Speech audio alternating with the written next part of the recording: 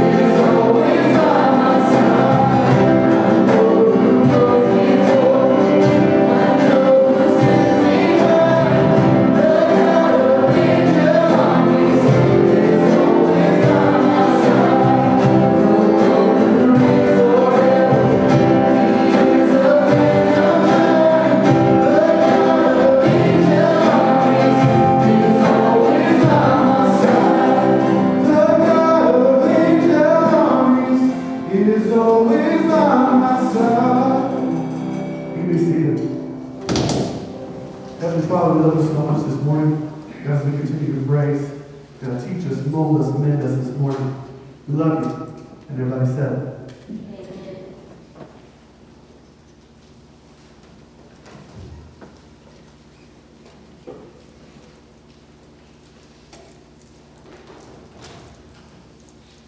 I am nothing special. I certainly don't have an S on my chest. But then I guess most real heroes don't wear a silly costume or a cape. Unlike the comic books or the movies, most real heroes don't have a secret identity or even a superpower. But they call me a hero anyway. Maybe a hero with knocking knees. One of the things that I really like about our Bible heroes of our faith, is that they don't have superpowers other than Samson. They don't turn out to be super saints who are impenetrable, don't feel any pain, leap tall buildings in a single bound. They turn out to be ordinary people, men and women like you and me, that God uses in extraordinary ways. I am one of those Bible heroes, but you shouldn't picture Arnold Schwarzenegger, or Christopher Reeve, or Dwayne "The Rock" Johnson. Maybe I'm more like Don Knotts or Danny DeVito. I am the one they call the hero with knocking knees. You see, my time is 100 years after the time of Joshua and the conquest of Canaan. And our people have been going through a series of ups and downs, a roller coaster existence of losing our faith in God and following idols, and God selling us into slavery to other nations, and then us crying out to God for deliverance, and God sending a deliverer, and then us forgetting about God again, and God selling us into slavery. Maybe you go through that in your own life. Maybe you go through that in your church, in your nation. But now we have hit bottom, and times are so desperate that God needs a hero. And he comes looking, of all places, to me. You need to know that I am a hero, but one with just ordinary powers. When the angel comes to call me, I find out a little bit later in the story that he's more than an angel. He finds me threshing wheat. Now, you probably haven't threshed wheat in a long time, but threshing wheat involves taking a pile of wheat chaff with a pitchfork and you throw it up in the air, usually at the top of a mountain, so that the breeze will carry the lighter chaff away and only the wheat will remain. And so you keep on throwing it up in the air until all the chaff is separated and blown away. But because times are hard, and the Midianites, our enemy, might come in and steal my wheat, I decided that I was going to do the threshing in the wine press. And the wine press is kind of like your silos. There's no breeze. So I was wasting my time, really, throwing the chaff and the wheat up, and both are falling around my ears, and I'm sweaty because there's no breeze, and all of the wheat and the chaff are sticking to me. And then, the angel shows up. And what does he say? "Oh, the Lord is with you, you mighty man of valor." Well, I am afraid of my own shadow. The angel says, "The Lord is with you, you mighty man of valor." You know what I like about God? He doesn't see us for what we are.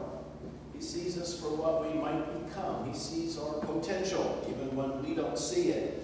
Now, if you're waiting for my heroic answer, it wasn't very heroic. Actually, I said, the Lord's with me. You think you got the right guy? You have the wrong address? Do you know what we're going through right now? Actually, my father had told me all the stories about our people, about how God moved Abraham, Isaac, and Jacob, and Joseph, and Moses, and all those heroes of the faith. And I said, where are all the miracles that they saw? We don't see any of those miracles. My conclusion was the Lord is not with us. Actually, I said, I think the Lord has forsaken us. You've gotten it backwards. The irony was that God had not forsaken us. As a matter of fact, the reason the angel was there calling me was because he hadn't forsaken us. But the angel of the Lord, I learned that it was not just the angel, it was actually God himself, said to me, "Go in this might of yours, and you shall save Israel from the hand of the Midianites. Have I not sent you?" Here I had to suppress a laugh. Me? Are you kidding? How can I save Israel? I come from the worst tribe, the smallest tribe, the split tribe of Manasseh. I come from the smallest family in that tribe, and I'm the runt of the litter. And here you are saying, "I want you." I can't do it. I'm a nobody. I came up with a bunch of excuses. But he said, "Yeah, I may not have been with Israel to this point. I'm actually against them right now because they're against me. But I am with you, and I have chosen you." Again, I gave a rather unheroic response. The first word out of my mouth was "if." "Oh, you're with me?" Now, he was right there, literally with me, in the winepress. But I said, "If you are with me, show me a sign." I guess God showing up in the flesh wasn't good enough. My lack of courage, my lack of faith shows us that God delights in making us what we are not, so that he gets the credit. I didn't have enough faith to believe when the Lord showed up. I guess you haven't had that happen this week, have you? So I decided to ask him to stay for a while for a cup of coffee. "Here, let me go make you something." So I made some unleavened bread. Didn't have time for the bread to rise. And about 30 pounds of flour is a lot. It was a great show of hospitality. I really was doing my best to be a good host. But when I came back, the angel of the Lord gave me the sign that I asked for. He reached out the end of his staff and he touched the meat. He didn't eat it, he touched it, and fire rose up out of the rock and it consumed the meat and the unleavened bread, and then poof, he disappeared. Well, now I was really afraid, but I finally got it. I perceived that this was God calling me. I know I'm not the brightest bulb on the tree, but I literally said, "Oh no, alas, I have seen God." Then, after the angel disappeared, God spoke to me through a voice that only I could hear. And he said, "Do not fear." Now, you don't say that to fearless people. The reason he said that is because he could see the fear all over my face. You probably could see my knees knocking. This yellow thread runs throughout my story. I am a fearful man that needs to be told not to fear. Yes, it's obvious that I had a very unheroic origin story. I know your superheroes all have great origin stories. Maybe they were born on a distant planet with a red sun, or maybe they were bitten by a radioactive spider. But all of a sudden now they have become heroic. But that's not me. God found me cowering in a wine press. As a matter of fact, I guess none of us have a real heroic origin story, do we? The Apostle Paul in your New Testament tells where we came from. He says, you and I, who were all dead in trespasses and sins, you and I walked according to the course of this world. We all once conducted ourselves in the lust of our flesh. We were by nature children of wrath. Wow, that's all of our stories. But it's a good thing that's not the end of our story.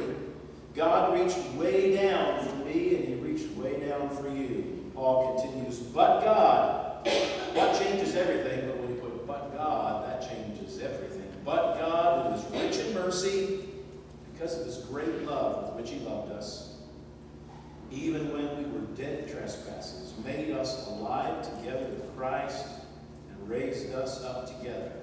Wow. God reached way down for me. And if you're honest with yourself, he did for you as well. I was God's hero in training. So I got my first assignment.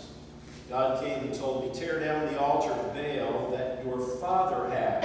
And cut down the wooden image that is beside it and build an altar to the Lord your God. God wanted me to do the replacement principle, tear down the bad thing and replace it with the good thing. But he wanted me to start not with some military campaign. He wanted me to start a moral crusade.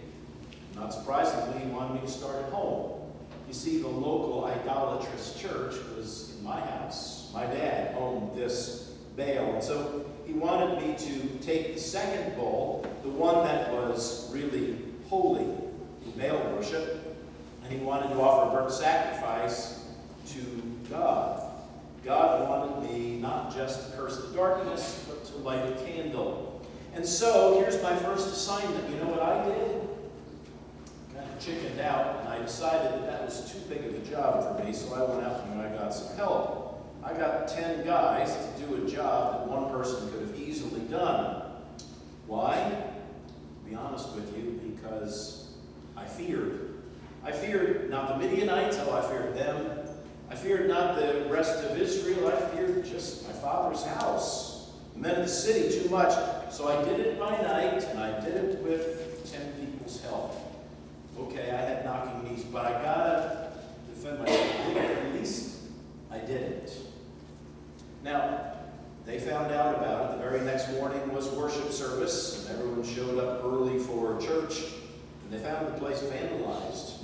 And they were quite upset. We had no security systems like you do.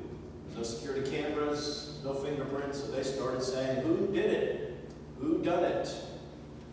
And I guess I would have been safe if I hadn't have gone out and got 10 helpers, because I guess it was one of those who squealed on me and said it was that son of Joash who did this thing. We came knocking on my dad's door, said, bring out your son that he may die, because he's torn down the altar of Baal and cut down the wooden image that was beside it.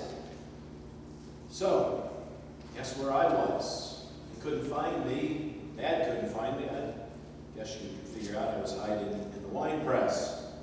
But my dad stood up for me, and he actually said, are you going to plead for Baal? Can he fight for himself? Let the one who would plead for him be put to death by morning. If he's a God, let him defend himself. If he can't defend himself, how do you think he can defend you against the Midianites? Do you notice what happened to my dad? Not only is cowardice contagious, so is courage. Now my dad was emboldened, but maybe he was convicted. It was his Baal, by the way, that I tore down. But notice that he now has got the courage to stand up to them. I have to admit that not only did I have an unheroic origin, but I also had a pretty unpromising beginning. You see, my first job, I kind of stumbled out of the gate and made some rookie mistakes. It's not exactly if at first you don't succeed, try again, but it really wasn't a great success either. Maybe you say, yeah, I can identify with that, because maybe you've made the same kind of big mistakes. Maybe you blew it and were tempted to give up right away. But I want to encourage you not to give up on yourself, not to judge yourself or me by an unpromising beginning. The wise man says in our Hebrew Old Testament, Ecclesiastes 7:8, the end of a thing is better than its beginning. The patient in spirit is better than the proud in spirit. It's not who's in first place in April during spring training, it's who's in first place in October after the World Series. That's what counts, right? Don't worry about an unpromising beginning. Just obey God and keep on going. My story continues because that's just the very first small job I had to do. Now was the big job. The reason God had recruited me was because of the Midianites who were encamped. They were a gathering storm. There were about 135,000 of them surrounding us. So I went out, and this time I really did need help. So I went out and I blew a trumpet. And I guess all my band lessons in high school played off because people showed up in droves. The Abiezrites gathered behind me, and then all Manasseh, my tribe, and nearby tribes of Asher, Zebulun, and Naphtali, they came until 32,000 people showed up. Now, what am I going to do with them all? They came. Was I ready to go? Actually, now that I had 32,000 people, you might think I was ready to lead the charge. You would be wrong. I had cold feet. And so I said to God, notice the first word I said to God, if you will save Israel by my hand, now that's an if question, but notice, if you will save Israel by my hand as you have said. It's God usually keep his word? That's a pretty foolish statement, isn't it?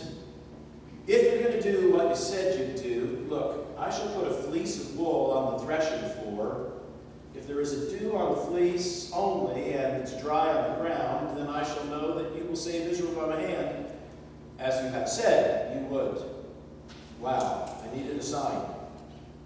You see, I wasn't quite sure that God keeps his word. But God, in his infinite mercy, found it in his heart to stoop to my impetuous request, and he gave this second sign. It was so. I rose early in the morning and squeezed the fleece together, and I wrung dew out of the fleece, a bowl full of water. But the ground was dry. You think, okay, now you're ready to go, Gideon, right? You got your 32,000, you got your sign. But no, I said, how about best out of 3, Lord? You see, once you start fleecing God, where does it stop? So I said, Lord, one more time. This time I said, how about if you let it be dry only on the fleece, and all the ground around, let it be dew? I figure this one would be a little bit harder, right? You know, if I were God, you know what I would have done to me at this point? What would you have done? Zapped me? But God is long-suffering, and God humored me again. And he gave me the sign, and it was dry on the fleece only, and there was dew all on the ground. I suppose if I was paying attention, I would have got an object lesson. First time, God's Spirit was on me, he called me, but now there's 32,000. So now with the second sign, it's not only the dew on the fleece, it's dew on everyone around. And so all these people have gathered together against the Midianites. But I put out a fleece twice, determines God's will. And what I really want to tell you is that I hear sometimes that you use my phrase, putting out a fleece, as a good thing. I need a sign from God. Don't follow me. That was not a good example, not a good thing to do, right? You see, I not only had an unheroic origin and an unpromising beginning, but I really had a very unimpressive faith. If you have a power down for me, a superpower, I guess it's faith, but my faith wasn't that super, was it? I had a very unimpressive faith. You see, using fleeces to determine God's will is not a sign of faith, is it? It's a sign of doubt. Don't emulate me on this. If God tells you to do something, don't wait for a sign. Just do it. Actually, Jesus scolds people in the New Testament for looking for a sign. He says, an evil and adulterous generation seeks after a sign.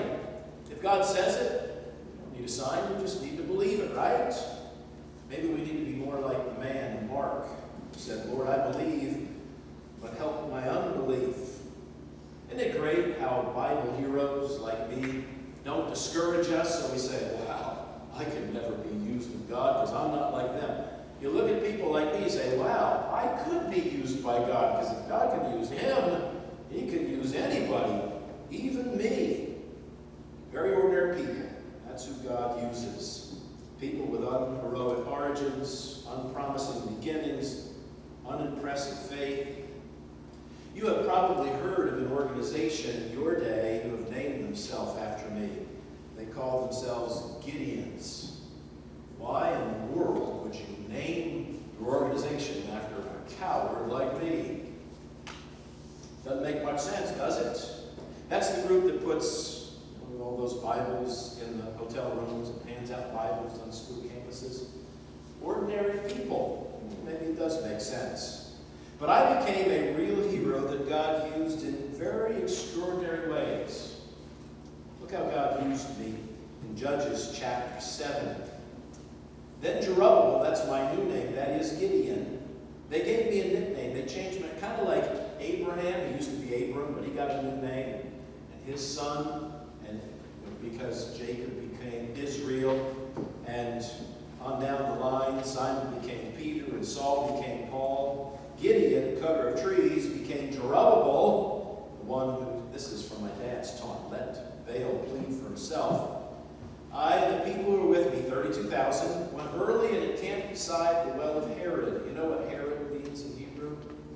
It means trembling. It's awful fitting for me with my knocking knees. Here we are trembling, and we're 4 miles away from the enemy. The camp of the Midianites was on the north side of them by the hill of Morah, in the valley. Now, any general like me look at their army and say, hey, wait a minute, we've got 32,000, they've got 135,000. What I need is more people. I need to go blow the trumpet again. But God gives me some strange military advice. He says, the people who are with you are too many for me to give the Midianites into their hands. Why?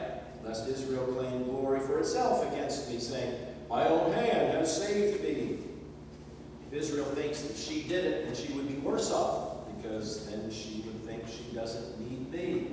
Lord, I need more people and you want less. But here's what God told me I needed to do. He says, proclaim in the hearing of the people, saying, whoever is fearful and afraid, because my hand would be the first one up, let him turn and depart at once from Mount Gilead. 22,000 of the people returned, and 10,000 remained. There you have our 32,000. More than 2/3 go home. Fearful and afraid, there's the key word, right? You know, this is not a new military thing. Moses gave this rule back in Deuteronomy chapter 20, verse 8. Moses said, before you go to war, the officer shall speak to the people and say, what man is there who is fearful and faint-hearted? Let him go and return to his house, lest the heart of his brethren faint like his heart. You see, because fear is contagious. I don't want you to infect anybody else. Well, here it works. 2/3 of the people go on home. I guess we didn't want them infecting us with fear. I did what God said, and I was shocked and saddened that 22,000 leave. Now, we are outnumbered, do the math, 13-1. Maybe you have heard the traditional interpretation that just the bravest 10,000 were left. Actually, an ancient Jewish tradition is closer to the truth. The 22,000 were the ones who had enough sense to know that we were going to get slaughtered. They were the smart ones. And the ones who were fearful were paralyzed and were too afraid to move and too afraid of what anyone was to think. Because look, I was there with the 10,000 who were the most fearful of all. I remind you that courage is not the absence of fear. A person who has no fear is foolish. Courage is overcoming your fear to do what is right. And so here I am with the 10,000 who are too paralyzed to move. Okay, I am just getting used to, okay, I still got 10,000, so what are we going to do? I'm making my plans when the Lord spoke again. And he said, the people are still too many. Now, you know I wanted to clean out my ears and say, Lord, I must be mishearing you. No way you want to subtract more. What in the world are you talking about? If you have 10,000, then you're going to think you did it. So here's what I want you to do. I want you to take them down to the water, and I'm going to give a test. I'm hoping that I don't have too many casualties from this test. We go down to the water, and he tells me that everyone who laps from the water with his tongue as a dog, gets down on all fours and sticks his head in the water, that's one group. And everyone who gets down on his knees to drink and then just kind of like a gentleman brings it up to his mouth, that's a different group. I wanted to, have a different test. This one kind of seems arbitrary and capricious, but God's got a plan. So we've got two groups, and it's not 1, 2, 1, 2, one's on this side, two's on the other. No. I don't know what the number's going to be. So everyone gets a drink. And the amazing thing is that 300 men put their hand to their mouth, and the rest of the guys got down on their hands and knees like dogs and put their heads right in the water. I said, great, only 300. I'm only going to lose 300. I'm still at 9,700, but the Lord said to me, by the 300 men who lapped, I will save you and deliver the Midianites in your hand. Let all the other people go, every man his place. Now I thought I was going crazy. Now I know the traditional interpretation you've heard in Sunday school is the ones who were down on their hands and knees and drinking this way were the ones who were dignified and had trust in God. The ones who were down on all fours with their head, they were not worthy. But actually the truth is the ones who had courage because we were 4 miles away from the Midianites, they just got down and they drank the water. The ones who were afraid, who were turning their head all the time, wondering if someone was going to come and get them, they were the ones who were laughing. Now I was left with the 300 most fearful. I thought, oh no, I'm sending home 9,700 people. So now what do? I've got 300 men to battle against 135,000. I was down so low, I had nowhere to look but up. You ever been there? What I realize now, in retrospect, is God gave me resources too small to trust in. God didn't want me trusting in my 32,000 or even my 10,000. He wanted me trusting in Him. Sometimes God has to take our defenses away so we have nothing to trust in but Him. I guess I had to learn what the psalmist said in Psalm 33:16. No king is saved by the multitude of an army. A mighty man is not delivered by great strength. You ever hear that one? Maybe you haven't heard that one, but I bet you heard this one. Zechariah 4:6 says, not by might or by power, but by my spirit, says the Lord of hosts. So if you think about it, 32,000 against 135,000 is not very good odds anyway, right? 10,000 against, what's the difference between having 300 and 10,000? I still had to learn what the Apostle Paul in the New Testament taught us, 2 Corinthians 12. My grace is sufficient for you, says the Lord, for my strength is made perfect in weakness. Therefore, most gladly I will rather boast in my infirmities, that the power of Christ may rest upon me. For when I am weak, then I am strong. Weak. Sounds just like me, right? Maybe you too. Back to my story in Judges. What am I going to do with these 300 guys? I start to rationalize and say, well, at least there's going to be fewer casualties. The most we can lose is 300. But God said, no, I want you to attack. I want you to go down against the camp. But He gives me one last chance. And He says, if you are afraid, remember my first word to God was if. God's got a sense of humor. He says, if you are still afraid to go down.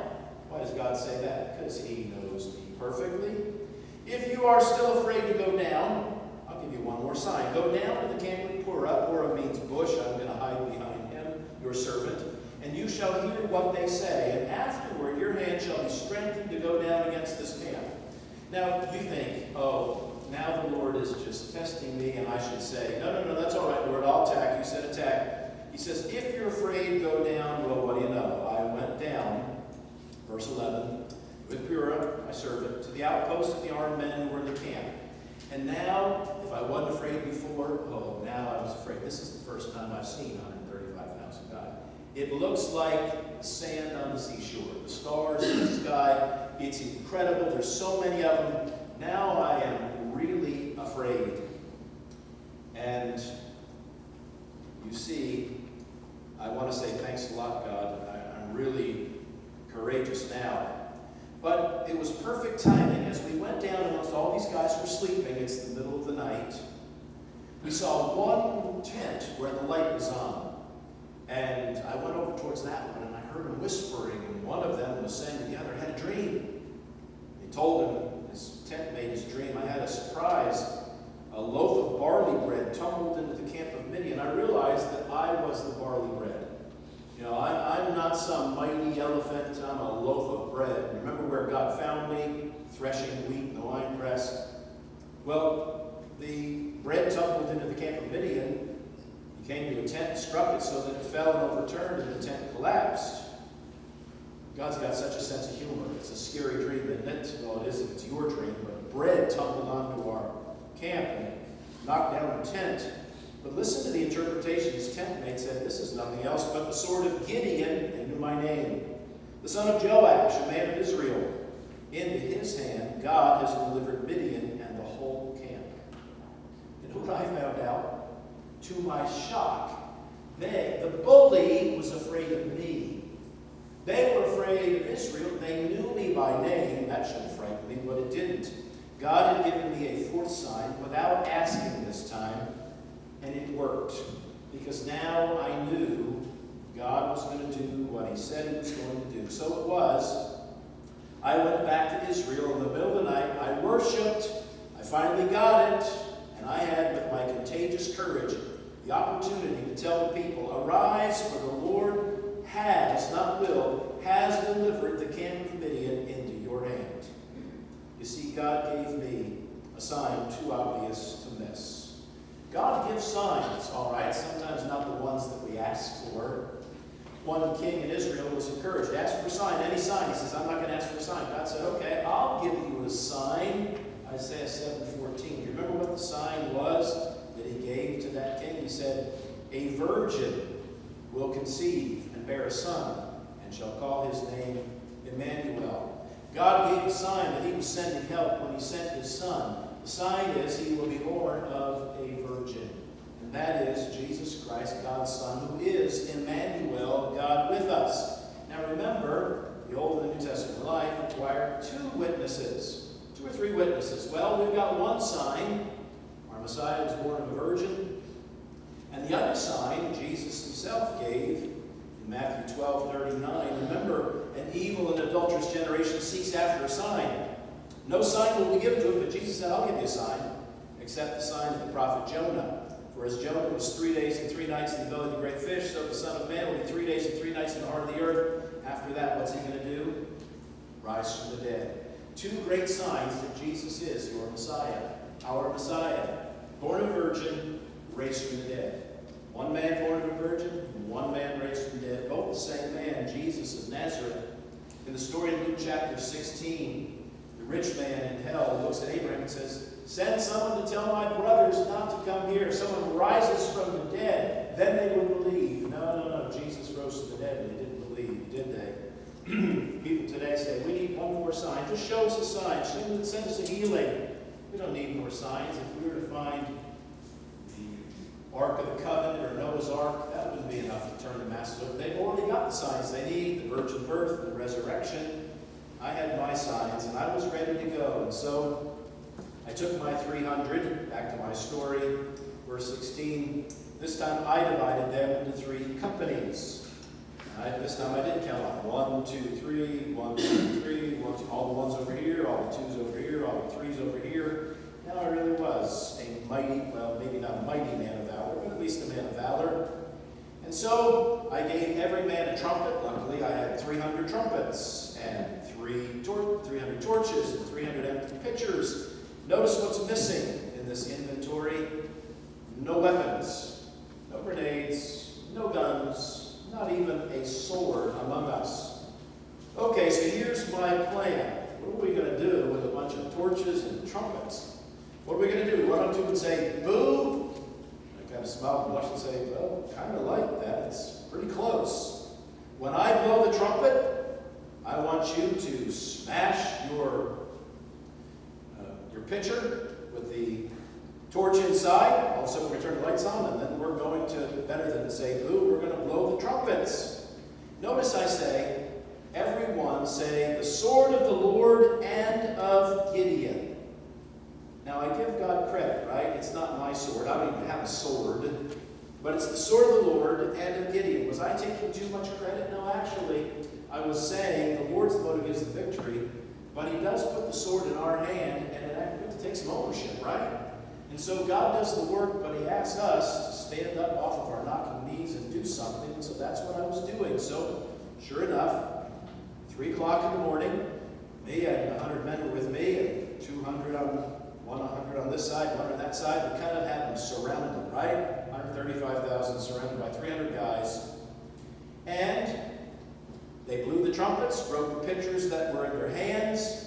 See, what we're doing is we're playing on their fears. We knew psychological warfare. I had a first-hand intelligence report. So the 3 companies blew their trumpets, broke their pitchers. They held the torches in their left hands, the trumpets in their right hands, and they cried, the sword of the Lord and of Gideon. And then something amazing happened. When they stopped hiding their light under a bushel, get it? All of a sudden, the amazing result was every man in Midian stood in his place all around the camp, and the whole army ran, cried out, and fled. There was a riot of terror, confusion, fear, and panic. And when the 300 blew the trumpets, the Lord said, every man's sword again. We didn't have any swords. They ended up killing each other in the dark. The army fled, the men of Israel gathered together and pursued the Midianites. What a comical picture. 300 men chasing 135,000. Wow. We used their strength against them. What was their strength? Numbers. Numbers like grasshoppers, except they had the intelligence of grasshoppers. And they had the strength of grasshoppers too. And we used our weakness, which was our smallness, as a strength, because we had a plan and unity and agility. You see that God gave me here a plan too crazy to fail? Sometimes we can't be afraid to go out of the lines. If God is going to use you in extraordinary ways, then you got to stop using ordinary means, ordinary methods. You have to go out of the line sometimes and just do what God says. Because Isaiah tells us, my thoughts are not your thoughts, God says. My ways are not your ways. My ways are higher than your ways. My thoughts are higher than your thoughts. God takes real people with real problems, very ordinary powers, and sometimes even with knocking knees like me, maybe like you. And he uses us in extraordinary ways. Like Paul says in 1 Corinthians chapter 1, because the foolishness of God is wiser than men, and the weakness of God is stronger than men. For you see your calling, brethren, that not many wise according to the flesh, not many mighty, not many noble are called. Come on, guys, look around. That's us, right? Not very flattering, is it? But it's honest. God has chosen the foolish things of the world to put to shame the wise, and God has chosen the weak things of the world to put to shame the things that are mighty. Kind of makes for a better story, doesn't it? And the base things of the world and the things which are despised God has chosen, and the things which are not, to bring to nothing the things that are, that no flesh should glory in his presence. But of him you are in Christ Jesus, that one born of a virgin and raised from the dead, who became for us wisdom from God, and righteousness and sanctification and redemption, that as it is written, he who glories, let him glory in the Lord. See, I became a military hero without firing a shot. Good thing, because I didn't have a weapon. So maybe the Gideons knew what they were doing when they named themselves after me, an organization of ordinary people that God uses in extraordinary ways. No, we don't all wear capes or silly costumes. Some heroes wear police badges, stethoscopes, or aprons. Real heroes are teachers and parents and coaches, ordinary people that God uses in extraordinary ways. So maybe it's time you walked away from that superhero film, put down that comic book about people who are faster than a speeding bullet or leap tall buildings. I can't do any of that, can you? But that's not an excuse. Let's pick up this book, and I challenge you to be a part of the story of what God is doing. Be one of those ordinary people that God uses in extraordinary ways. Here's my advice to you. If your knees are knocking, then kneel on them. And then get up and just obey God. Let's pray. Lord, thank you for the way you use ordinary people. We thank you for the ordinary people that you brought into our life to bring us to Jesus. We thank you for the ordinary people who are here today. And Lord, I pray that, like Gideon, you would use us, if we are willing to be used of you, in extraordinary ways to reach our world for Christ. Lord, use us in our homes, in our places of work, in our schools, in our communities, in our world, to make a difference for you. Lord, forgive us for our excuses, excuse us for our fear, for our lack of faith. Lord, help us to be like you.